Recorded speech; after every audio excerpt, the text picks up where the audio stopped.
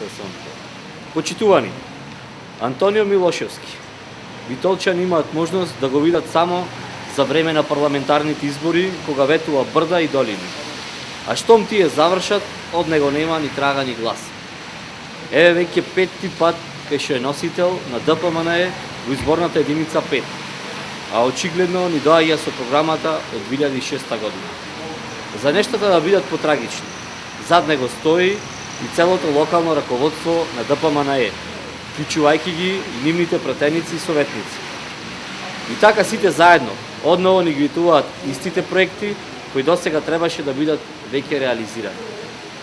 Единствено што зачудува во целата ситуација е тоа што на нивните пресови го нема Владимир Талевски, кој е нивен главен извршител во опустошувањето на Битола.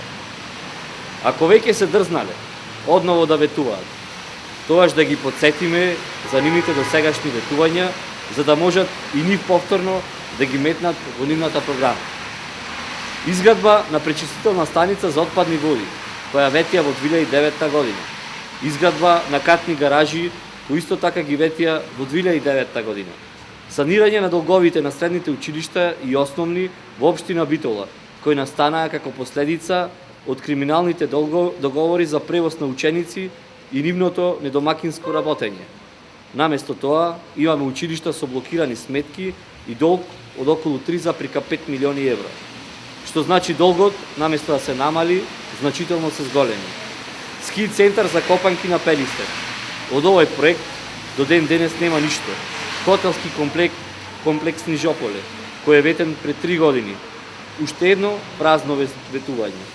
Реконструкција и трансформација на домот на Арама, попознат како офицерски. Наместо тоа сака да го продадат под сомнителни околности. После бурните реакции на јавноста, продажбата беше откажана, а Груевски вети 2 милиони евра за негова реконструкција. Денес домот е ремиран, стариот кристален лустер искршен и нормално ни трага ни глас од најавените 2 милиони евра. Господа од ДПМНЕ, ова се само дел од вашите долго најавувани проекти, од кои нема апсолутно ништо.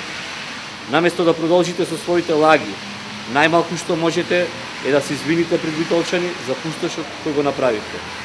Доколку сте заборавиле, уште еднаш ќе ве подсетиме дека во Битола направивте град во кој имаме спорт во изумирање, стопанство на колена, најзагаден воздух во Европа, запоставен универзитет, град од кој младите масовно се селуваат и најголема стапка на канцерогени заболувања во Македонија.